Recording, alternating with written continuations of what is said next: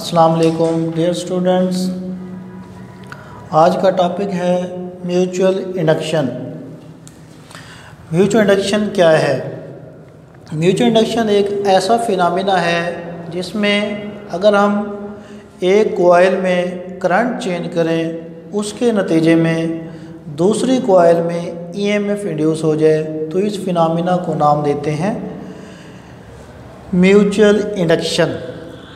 तो इसको समझने के लिए हमने दो कॉइल्स ली हैं, जिसमें एक प्राइमरी कॉइल है और एक सेकेंडरी कॉइल। दो कॉइल्स हैं। हम प्राइमरी कॉइल जो है ये मुश्तमिल है, कंसिस्ट है तीन चीज़ों पर। एक स्विच लगा हुआ है, इसके साथ अटैच है, बैटरी है और रियोस्टेट है। और सेकेंडरी कॉइल अटैच है only with sensitive galvanometer. 2 number का बोर्ड में इंपॉर्टेंट शॉर्ट क्वेश्चन भी आता है का difference between primary coil and secondary coil. Primary coil is a coil that is attached with a switch, battery and rheostat is called primary coil. A coil that consists of only sensitive galvanometer is known as secondary coil. तो जब हम switch close करते हैं primary coil को, इसमें current generate होता है, इसके नतीजे में इसमें मैग्नेटिक फील्ड क्रिएट होता है, इसके नतीजे में सेकेंडरी कॉइल का मैग्नेटिक फ्लक्स चेंज होता है। तो इसमें ईएमएफ, सेकेंडरी कॉइल में ईएमएफ इंड्यूस होती है किसकी वजह से? प्राइमरी कॉइल का करंट चेंज करने की वजह से। तो ऐसा फिनोमेना जिसमें एक कॉइल का करंट चेंज हो, उसके नतीजे में सेकेंड कॉइल में ईएमएफ इंड्यूस हो, इस फिनोमेना को हम नाम देते हैं mutual induction. The phenomena in which changing current in one coil induces an EMF in an other coil is known as mutual induction. Secondary coil में जो EMF इंड्यूस होती है फैराडे लॉ के मुताबिक वो किसके इक्वल होती है?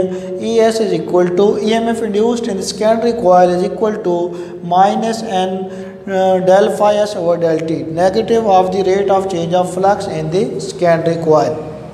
इसको हम इक्वेशन 1 का नाम दे देते हैं। अब हम देखते हैं सेकेंडरी कॉइल में जो फ्लक्स चेंज होता है, सेकेंडरी कॉइल में जो फ्लक्स चेंज होता है वो किसके ऊपर डिपेंड करता है? सेकेंडरी कॉइल में सपोज करते हैं जो फ्लक्स चेंज होता है वो है फाई एस। सेकेंडरी कॉइल का जो फ्लक्स है फाई एस, ये डिपेंड करता है magnetic field change in the primary coil के। मैग्नेटिक फील्ड प्राइमरी कॉइल में कितना चेंज हुआ उसके ऊपर डिपेंड करता है। और फ्लक्स जो है सेकेंडरी कॉइल का is proportional to the magnetic field in the primary coil.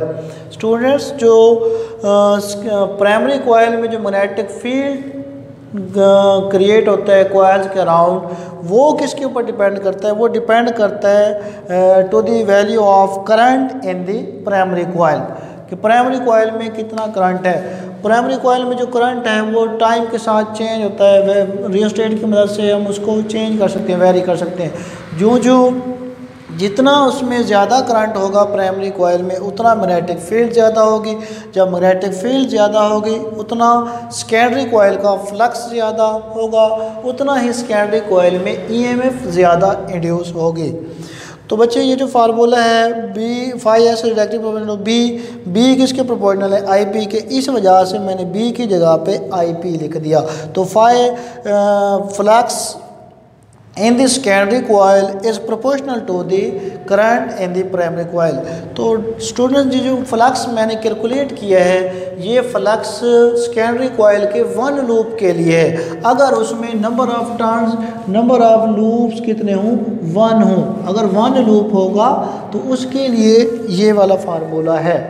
अगर यहाँ पे जो हमने सेकेंडरी कॉइल में नंबर ऑफ टर्न्स अगर NS हों, नंबर ऑफ लूप्स NS हो सेकेंडरी कॉइल में, तो फिर इसका जो फ्लक्स होगा सेकेंडरी कॉइल का नेट फ्लक्स वो होगा NS फाई एस। तो ये नेट फ्लक्स फिर भी ये भी प्रोपोर्शनल होगा IP के। ये 1 लूप के लिए, ये सेकेंडरी कॉइल के N लूप्स के लिए ये वाला रिलेशन बनेगा। अब प्रोपोर्शनैलिटी है, जब हम इसको एलिमिनेट करते हैं तो इसके लिए कुछ कांस्टेंट का इजाफा करते हैं और इक्वल का साइन लगाते हैं, तो ये इक्वल हो गया। ये M जो है इसमें कांस्टेंट ऑफ प्रोपोर्शनैलिटी है और इसे हम कहते हैं म्यूचुअल इंडक्टेंस। म्यूचुअल इंडक्टेंस क्या है इसको हम बाद में डिफाइन करते हैं। पहले हम सेकेंडरी कॉइल की ईएमएफ को डिराइव कर लेते हैं। तो हमने इक्वेशन 1 अभी लिखी थी जिसमें ES is equal to minus N phi del phi S over del T था। इसमें बच्चे हम डेल को बाहर निकाल रहे हैं, ये डेल बाहर आ गया, N S phi S as it लिख दिया हमने। अब ऐसा क्यों किया हमने, डेल को बाहर क्यों निकाला, हमारे पास एन एस फाई एस की वैल्यू हमने कैलकुलेट की हुई है। एन एस फाई एस किसकी इक्वल है, एम आई पी, ये वैल्यू हमने एन एस फाई एस की वैल्यू एम आई पी इसमें पुट कर दी।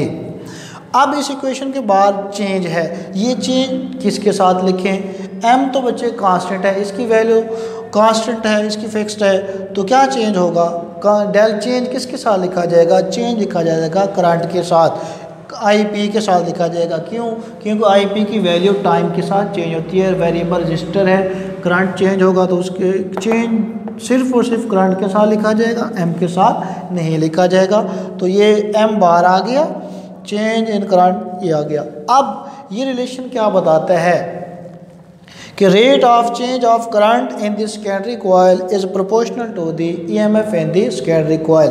सेकेंडरी कॉइल में जो ईएमएफ इंड्यूस होती है वो डायरेक्टली प्रोपोर्शनल है to the rate of change of current in the primary coil. क्या मतलब, जितना प्राइमरी कॉइल में rate of change of current ज़्यादा होगा उतना ही सेकेंडरी कॉइल में ईएमएफ ज़्यादा होगी। और एक और बात डियर स्टूडेंट, इसमें जो नेगेटिव साइन है, नेगेटिव साइन ये बताता है, negative sign show that the EMF opposes the change of the current, opposes the change of current, rate of change of current in the primary coil. अब हम define करते हैं mutual inductance, ये जो M है ये क्या चीज़ है, म्यूचुअल इंडक्टेंस को डिफाइन करते हैं। म्यूचुअल इंडक्टेंस को डिफाइन करने के लिए यहाँ से हम इसका फार्मूला पहले निकाल लेते हैं कि m किसके इक्वल है। तो हम इसकी मैग्नीट्यूड फॉर्म लिखते हैं, ये इधर मल्टीप्लाई हो रहा है, दूसरी साइड पे rate of change of current इधर आके डिवाइड हो गया। इस फार्मूला को देखें तो m किसके इक्वल है, m हमें एक रेशियो नज़र आ रही है between ES over del I P over del T. तो इसी से हम इसको डिफाइन करेंगे म्यूचुअल इंडक्टेंस क्या है, it is the ratio between EMF induced in the secondary coil to the rate of change of current in the primary coil. It is called mutual inductance. Mutual inductance का SI unit Henry होता है, इसको हम capital H से denote करते हैं। Henry को कैसे डिफाइन करेंगे, हेनरी को डिफाइन करने के लिए हम इस फार्मूला के मुताबिक इसको पहले इनके SI हम यूनिट लिख लेते हैं। म्यूचुअल इंडक्टेंस का यूनिट हो गया Henry, EMF in secondary coil EMF है तो इसका यूनिट हो गया वोल्ट, करंट है, करंट का यूनिट एम्पेयर, टाइम है, यूनिट क्या हो गया सेकंड। मैं इन सब के साथ 1 लगा देता हूँ, कोई इक्वेशन पे फ़र्क नहीं पड़ेगा। क्या हुआ, अगर सेकेंडरी कॉइल में EMF इंड्यूस हो 1 volt by the rate of change of current of 1 ampere per second in the primary coil, तो उसकी उनके दरमियान जो म्यूचुअल इंडक्टेंस हो गई उसे हम कहते हैं 1 हेनरी। हेनरी क्या है कि दो कॉइल्स के दरमियान म्यूचुअल इंडक्टेंस 1 हेनरी होगी अगर सेकंड कॉइल में कितना EMF इंड्यूस हो, 1 वोल्ट इंड्यूस हो by the rate of change of 1 ampere current in the primary coil in 1 second.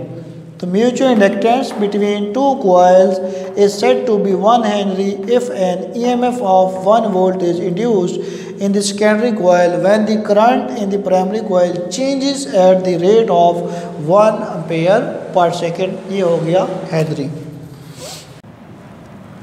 इसके बाद है जी dependence of mutual induction. Mutual induction किन फैक्टर्स पे डिपेंड करती है, म्यूचुअल इंडक्शन 4 फैक्टर्स पे डिपेंड करती है। वो फैक्टर्स कौन कौन से हैं, नंबर 1 फैक्टर है number of turns of the 2 coils. 2 coils जो हमने ली प्राइमरी कॉइल और सेकेंडरी कॉइल, उनके नंबर ऑफ टर्न्स और नंबर ऑफ लूप्स के ऊपर डिपेंड करती हैं। जितने नंबर ऑफ़ लूप्स या जितने नंबर ऑफ़ टर्न्स दोनों कॉइल्स में ज़्यादा होंगे उतना दो कॉइल्स के दरमियान म्यूचुअल इंडक्शन ज़्यादा होगी। पहला फैक्टर हो गया दो कॉइल्स के दरमियान कितने नंबर ऑफ़ टर्न्स हैं। नंबर सेकंड फैक्टर है areas of cross section of the coils. दोनों कॉइल्स का क्रॉस सेक्शनल एरियाज लार्ज है या स्मॉल, उनके क्रॉस सेक्शनल एरिया पे डिपेंड करता है म्यूचुअल इंडक्शन। अगर इन दोनों कॉइल्स का क्रॉस सेक्शनल एरिया लार्ज होगा इनके दरमियान म्यूचुअल इंडक्शन स्ट्रांग होगी। अगर दो कॉइल्स की क्रॉस सेक्शनल एरिया कम होगा तो इनके दरमियान म्यूचुअल इंडक्शन वीक होगी।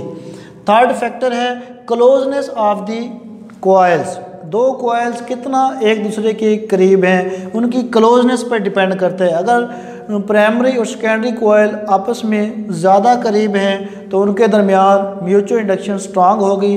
अगर वो एक दूसरे से दूर दूर हैं, ज़्यादा डिस्टेंस पर हैं, तो उनके दरमियान जो म्यूचुअल इंडक्शन है वो वीक होगी। नंबर 4 फैक्टर है nature of the core material upon which the two coils are wound. चौथा फैक्टर है nature of the core material कि दोनों कॉइल्स पर जो loops number of turns wound की गई हैं, जिस मटेरियल पर वाउंड की गई है उसकी नेचर पर डिपेंड करता है कि वो किस नेचर का बना हुआ है। Thank you.